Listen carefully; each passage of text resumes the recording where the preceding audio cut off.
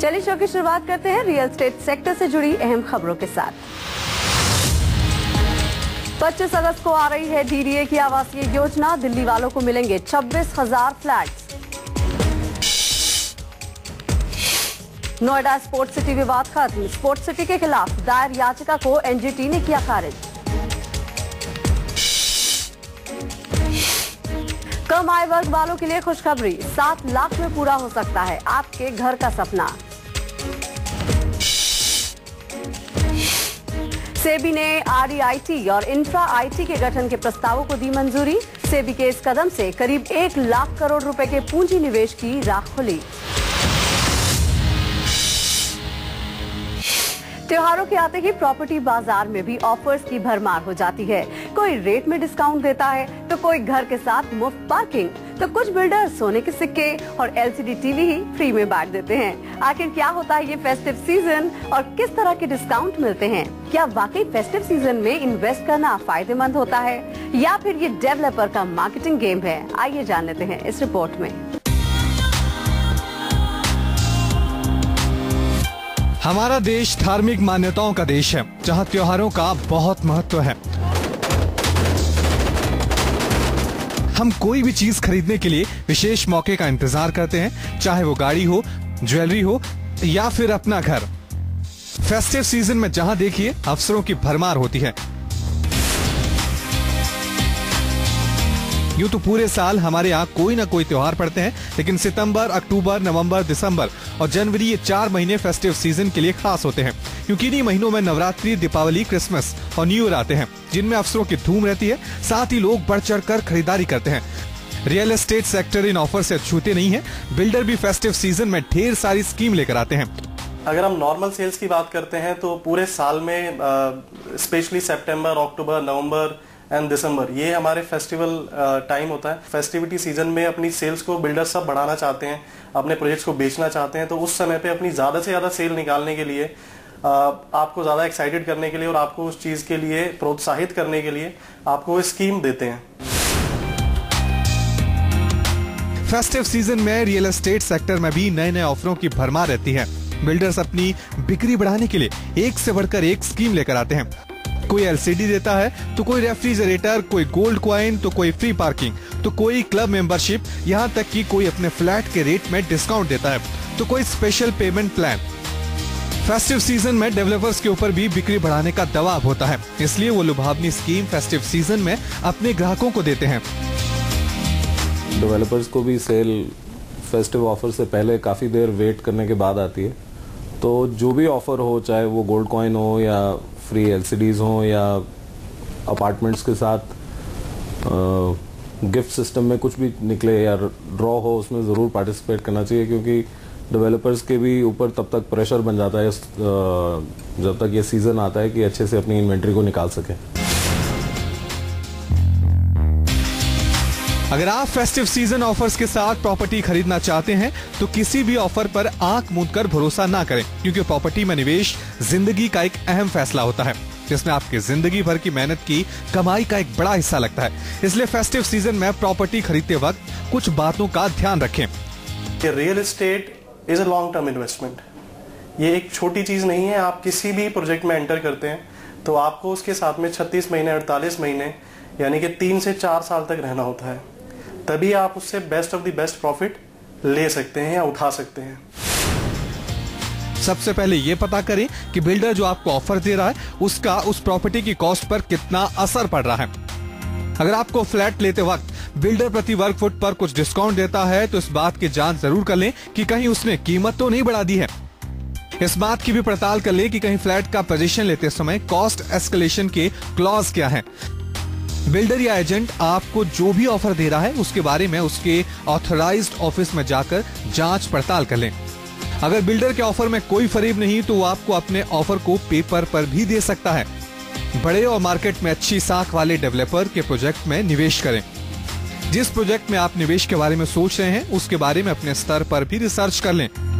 Customer को एक ये चीज जरूर देखनी चाहिए कि वो जो भी ऑफर एडवर्टाइज हुई है वो ऑथेंटिकेट कंपनी राइटिंग में करती है कि नहीं करती है, और वो ऑफर कब तक के लिए है और उसके अंदर जो टर्म्स एंड कंडीशंस हैं उनको क्लियरली पढ़ के उसमें निवेश करना चाहिए। अगर आप इन बातों का ध्यान रखते हैं तो इस फेस्टिव सीजन पर आप अच्छे ऑफर के साथ अपनी प्रॉपर्टी के सपने को पूरा कर सकते हैं और फेस्टिव सीजन में फैले ऑफरों की भरमार में अपने लिए सही ऑफर चुन सकते हैं। सपन मिश्रा, दिल्ली, न्यूज़ 24।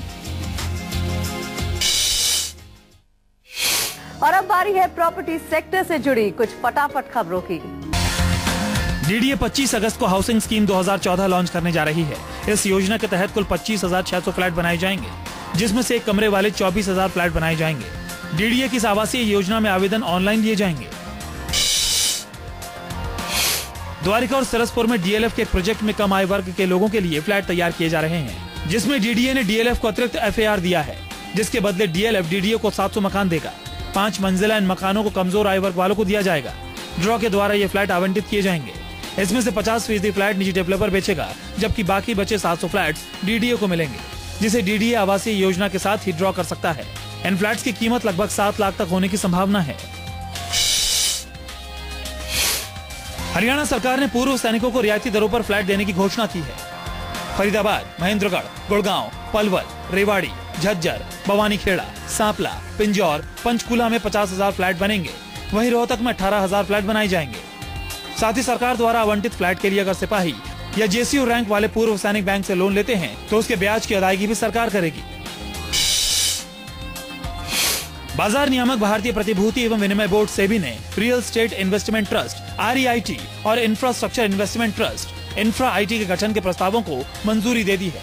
सेबी के इस कदम से रियलिटी और इंफ्रास्ट्रक्चर क्षेत्र में विदेशी और घरेलू निवेशकों से करीब 1 लाख करोड़ रुपए के पूंजी निवेश की राह खुल गई है। नोएडा के सेक्टर 150 में प्रस्तावित स्पोर्ट्स सिटी योजना के खिलाफ दायर याचिका को नेशनल ग्रीन ट्रिब्यूनल ने खारिज कर दिया है। हालांकि एनजीटी ने स्पोर्ट्स सिटी में निर्माण कार्य शुरू करने से पहले एनवायरमेंट क्लियरेंस लेने का आदेश दिया है। स्पोर्ट्स सिटी के खिलाफ एनजीटी में दायर याचिका में कहा गया था कि स्पोर्ट्स सिटी की योजना हाउसिंग प्रोजेक्ट नोएडा के मास्टर प्लान 2031 के खिलाफ है। साथ ही इस प्रोजेक्ट के लिए एनसीआर प्लानिंग बोर्ड से अप्रूवल भी नहीं लिया गया है। नोएडा और ग्रेटर नोएडा विकास प्राधिकरण की बोर्ड ने नई मुआवजा नीति को मंजूरी प्रदान कर दी है। दोनों प्राधिकरण अब किसानों से आपसी सहमति के आधार पर जमीन खरीदेंगे। इसके तहत 5,060 रुपए प्रति वर्ग मीटर तक मुआवजा दिया जाएगा। इसमें 3,960 रुपए प्रति वर्ग मीटर की दर से मुआवजा और 5% विकसित जमीन मिलेगी। यदि किसान जमीन नहीं लेता तो उसे 1,100 रुपए प्रति वर्ग मीटर बोनस दिया जाएगा। सुप्रीम कोर्ट ने बीएसपी सरकार में अधिग्रहित ग्रेटर नोएडा के बादलपुर गांव की भूमि से किसानों को नहीं हटाए जाने की मांग पर यथास्थिति बनाए रखने का आदेश जारी किया है। साल 2007 में राज्य सरकार ने औद्योगिक क्षेत्र विकसित करने के नाम पर पूर्व मुख्यमंत्री के पिता और भाई की जमीन छोड़कर अन्य ग्रामीणों की भूमि का अधिग्रहण कर लिया था। उत्तर प्रदेश सरकार ने ग्रेटर नोएडा के सूरजपुर स्थित वन क्षेत्र को इको पार्क के रूप में विकसित करने की योजना को मंजूरी दे दी है। ये दिल्ली और एनसीआर का सबसे बड़ा पार्क होगा। 2,500 एकड़ में बनने वाले इस इको पार्क को इस तरह विकसित किया जाएगा जिससे लोगों को प्रकृति की खूबसूरती का एहसास हो सके। इस पार्क में हजारों की संख्या में एक साथ लोग घूम फिर सकेंगे। इस पार्क में जगह जगह योग करने के लिए भी जगह बनाई जाएंगी। और अब शुरू करते हैं सवाल जवाब का सिलसिला। आपके सवालों का जवाब देने के लिए हमारे साथ स्टूडियो में जुड़ चुके हैं हमारे property expert Anshuman Sharma. Anshuman, property 24 में आपका बहुत बहुत स्वागत है। जी बहुत बहुत धन्यवाद। और सबसे पहला सवाल हमसे पूछ रही हैं प्रियंका है जयपुर से। जी क्या जानना चाहती हैं आप? मैं रहने के लिए एक अपार्टमेंट में फ्लैट ढूंढ रही हूँ जो कि मेरा बजट है करीब 25 से 30 लाख रुपए। क्या इस बजट में मुझे जयपुर में रहने के लिए घर मिल सकता है? जी प्रियंका जी, मैं आपको बताना चाहूँगा जयपुर का विकास आज चारों तरफ से हो रहा है और बहुत अच्छे तरीके से हो रहा है। और यहाँ पे आप काफ़ी बड़े बड़े प्रोजेक्ट्स हैं, बहुत अच्छे डेवलपर्स हैं, आप उनको शॉर्टलिस्ट कर सकते हैं और उनमें से कहीं पर भी अच्छा निवेश कर सकते हैं। जैसे अंसल है, आशादीप ग्रुप है और अदरवाइज और भी बहुत सारे रेपुटेड बिल्डर्स हैं जो जयपुर में बहुत अच्छे तरीके से डेवलपमेंट कर रहे हैं। और यहाँ पे प्राइस रेंज जो होगी वो 2500 से 3500 रुपए स्क्वायर फीट में आपको इन सभी प्रोजेक्ट्स में कुछ अच्छी इन्वेस्टमेंट ऑप्शन मिल जाने चाहिए। तो आप अपने बजट के हिसाब से अपना किसी एरिया को, हाँ मैं आपको यहाँ पर एक चीज जरूर बताना चाहूंगा कि आप इस चीज का जरूर ध्यान रखेंगे जिस एरिया में आप काम करते हैं, अपनी जॉब करते हैं, वहां से उस एरिया के लिए, उस जगह पे जहां आप निवेश कर रहे हैं या अपना घर लेना चाहते हैं, वहां के लिए ट्रांसपोर्टेशन, कम्यूटेशन और ये सारी फैसिलिटीज अवेलेबल है या नहीं है, तो आप वो जरूर ध्यान रखिएगा। प्रियंका, उम्मीद करते हैं कि आपको अपने सवाल का जवाब मिल गया होगा। अगला सवाल हमसे पूछ रहे हैं राज गुप्ता है मुंबई से। क्या है सवाल आपका? मैं किसी कमर्शियल प्रॉपर्टी में इन्वेस्ट करना चाहता हूँ, तो बॉम्बे में, तो क्या आप मुझे बता सकते हैं कि किस एरिया में कम बजट में मुझे बेहतर चीज़ मिल सकती है? देखिए राजी, ये बहुत अच्छा डिसीजन है जो आप लेना चाहते हैं। कमर्शियल प्रॉपर्टीज आपको हमेशा एक रेंटल और निवेश के हिसाब से काफ़ी अच्छा फ़ायदा पहुंचाती हैं। अगर आप मुंबई की बात करें तो मुझे लगता है कल्याण, वर्ली और वसई जैसी जगह हैं जहाँ पे काफ़ी डेवलपमेंट हो रही है और जहाँ आप अपनी कमर्शियल इन्वेस्टमेंट अगर आप करते हैं तो नियर फ्यूचर आप वहाँ से अच्छा रिटर्न ले सकते हैं। तो मुझे लगता है आप इन 3 जगहों पर शॉर्टलिस्ट करके कुछ अच्छे प्रोजेक्ट्स को देख के और बिल्डर की रेपुटेशन को ध्यान में रखते हुए कुछ प्रोजेक्ट्स में से अपने बजट के हिसाब से आप इन्वेस्टमेंट इन जगहों पर करेंगे तो आपको काफ़ी अच्छा आपके निवेश पे फायदा मिलेगा। तो राज, उम्मीद करते हैं कि आपको अपने ऑप्शंस मिल गए होंगे। अगला सवाल हमसे पूछ रही हैं आशा है अहमदाबाद से। क्या जानना चाहती हैं आशा? मुझे प्रॉपर्टी में निवेश करना है। मेरा बजट 25 लाख के आसपास है। कहाँ निवेश करना होगा, सही बताएंगे?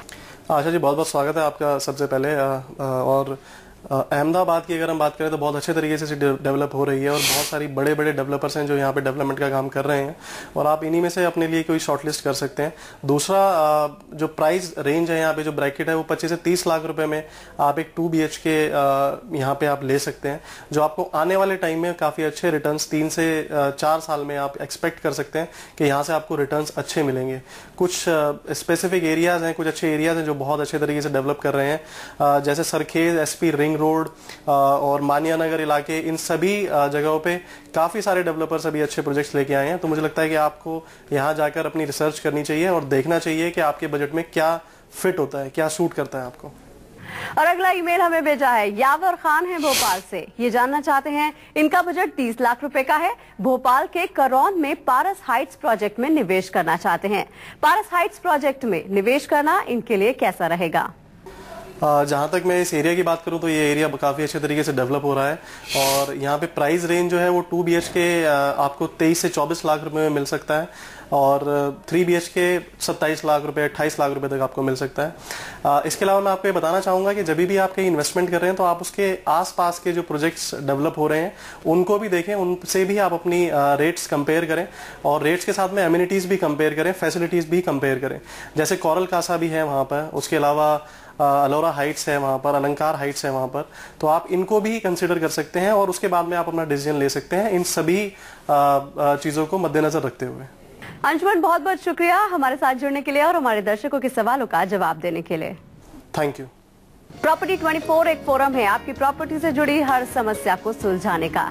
अगर आपके भी कुछ सवाल हैं या आप किसी कानूनी मामले में फंस गए हैं तो आप हमें तुरंत मेल कर सकते हैं। हमारा ईमेल आईडी है property24@bgnetwork.in। हमारे प्रॉपर्टी एक्सपर्ट आपकी हर समस्या का जवाब देने के लिए तैयार हैं। फिलहाल यहाँ पर रुकते हैं एक छोटे से ब्रेक के लिए, लेकिन आप कहीं जाएगा नहीं। ब्रेक के बाद हम आपको बताएंगे प्रॉपर्टी। वेलकम बैक, आप देख रहे हैं प्रॉपर्टी 24। बहुत लोगों के पास एक से ज्यादा प्रॉपर्टी होती है या वो किन्हीं वजहों से अपनी खरीदी प्रॉपर्टी में रहने नहीं जा सकते हैं। अगर ऐसा है तो आप अपनी प्रॉपर्टी से अच्छी कमाई कर सकते हैं। जी हाँ, आप अपनी प्रॉपर्टी से अच्छा रेंटल कमा सकते हैं, लेकिन अच्छा रेंट पाने के लिए आपको कुछ बातों का ख्याल रखना बेहद जरूरी है। तो क्या है ये खास बातें, देखते हैं हमारी इस रिपोर्ट में। कोई भी व्यक्ति रियल एस्टेट सेक्टर में 2 वजह से पैसा लगाता है। कुछ लोग अपनी जीवन भर की कमाई से अपने रहने के लिए घर खरीदना चाहते हैं, तो वहीं कुछ लोग ऐसे होते हैं जो प्रॉपर्टी को निवेश का एक अच्छा विकल्प मानते हैं और अच्छे रिटर्न्स की चाहत में प्रॉपर्टी में पैसा निवेश करते हैं। अगर आपके पास भी कोई प्रॉपर्टी है जिसे आपने निवेश के लिए खरीदा था, लेकिन प्रॉपर्टी बाजार में सुस्ती के चलते या किसी और वजह से उस प्रॉपर्टी को बेच नहीं पा रहे हैं, तो आप अपनी प्रॉपर्टी को कुछ समय के लिए रेंट पर दे सकते हैं, जिससे आप घर बैठे हर महीने अच्छा खासा रेंट कमा सकते हैं। अगर हम रेजिडेंशियल प्रॉपर्टी की बात कर रहे हैं तो एम्प्लॉयमेंट अपॉर्चुनिटी जरूर देखनी चाहिए। देखना चाहिए कि कैसी एमेनिटीज हैं उस एरिया में, स्कूल्स कैसे हैं, आपके हॉस्पिटल्स कैसे हैं और रोड्स का कंडीशन क्या है, और जो डेवलपर आप जिससे ये प्रॉपर्टी खरीदेंगे उसकी ऑफरिंग में ऐसी क्या यूनिकनेस है कि उसकी रेंटल इनकम अच्छी मिले। अच्छा रेंटल पाने के लिए ऐसी प्रॉपर्टी में निवेश करना फायदेमंद होता है जो रेडी टू मूव हो या जिसका पोजीशन आपको जल्द ही मिलने वाला हो। अगर आपकी प्रॉपर्टी किसी इंडस्ट्रियल एरिया के करीब है जहां से लोगों के लिए नौकरी पर पहुंचना आसान हो, यानी कि कनेक्टिविटी अच्छी है, तो आपको उस प्रॉपर्टी के लिए अच्छा रेंट मिल सकता है। कोई भी व्यक्ति ऐसी जगह किराए पर घर लेना पसंद करता है जहां सोशल इंफ्रास्ट्रक्चर जैसी सुविधाएं जैसे कि स्कूल, हॉस्पिटल, मार्केट और पार्क हो। अगर आप कोई नई प्रॉपर्टी खरीदने वाले हैं तो इन बातों को ध्यान में रखकर प्रॉपर्टी खरीदें ताकि जरूरत पड़ने पर आप अपनी प्रॉपर्टी से अच्छा रेंट कमा सकें। लैंडलॉर्ड को भी कुछ बातों का ध्यान रखना चाहिए, जैसे वो जब किसी टेनेंट को चुनते हैं तो उसके बारे में पता करें, उसकी पूरी सही जानकारी प्राप्त करें, पुलिस वेरिफिकेशन जरूर कराएं, अपना रेंटल एग्रीमेंट को वो रजिस्टर्ड जरूर कराएं। उसमें अगर कुछ क्लॉज ऐसे हैं जैसे इंक्रीमेंट क्लॉज है, उसको बड़ा स्पेसिफिकली आप अपने टेनेंट को बताएं, समझाएं और उसमें लिखें जरूर कि 1 साल के बाद में जो भी आपका एक्सपेक्टेड रेंटल इंक्रीमेंट है वो भी उसमें जरूर डालें। कहीं 5 है, कहीं 10 है, कहीं 8 है, कहीं 10 है, वो डिपेंड करता है मार्केट टू मार्केट या प्रोजेक्ट टू प्रोजेक्ट। अपनी प्रॉपर्टी किराए पर देने से पहले कुछ बातों का ध्यान रखना बेहद जरूरी है। प्रॉपर्टी से मिलने वाला रेंट भी आपकी आय में शामिल होता है, जिस पर आपको इनकम टैक्स देना होता है। इस बारे में आप किसी चार्टर्ड अकाउंटेंट से सलाह ले सकते हैं ताकि आप पहले से आयकर देने के लिए तैयार हो सकें। प्रॉपर्टी को किराए पर देने से पहले ऑक्यूपेशन सर्टिफिकेट और टाइटल डीड समेत सभी पेपर वर्क पूरे कर लें। ऐसा करने से आप भविष्य में होने वाले किसी भी विवाद में फंसने से बच सकते हैं। अपनी प्रॉपर्टी को किराए पर देने से पहले जरूर जान लें कि प्रॉपर्टी को किराए पर लेने वाला व्यक्ति किस जगह काम करता है, उसका स्थायी पता क्या है और उसका पिछला रिकॉर्ड कैसा है। साथ ही किराएदार का पुलिस वेरिफिकेशन जरूर कराएं। रेंट एग्रीमेंट में सभी शर्तें सोच समझ कर रखें। साथ ही एग्रीमेंट में सभी संबंधित पक्षों और गवाहों के हस्ताक्षर कराने के बाद एग्रीमेंट को अदालत से मान्य करा लें। तो ये कुछ बातें हैं जिन्हें ध्यान में रखकर आप अपनी प्रॉपर्टी से बिना किसी परेशानी अच्छा रेंट कमा सकते हैं। सावन शर्मा, दिल्ली, न्यूज़ 24। प्रॉपर्टी 24 एक फोरम है आपकी प्रॉपर्टी से जुड़ी हर समस्या को सुलझाने का। अगर आपके भी कुछ सवाल हैं या आप किसी कानूनी मसले से 2-4 हो रहे हैं तो आप हमें मेल कर सकते हैं। हमारा ईमेल आईडी है property24@bagnetwork.in। हमारे प्रॉपर्टी एक्सपर्ट आपकी हर समस्या का जवाब देने के लिए तैयार हैं।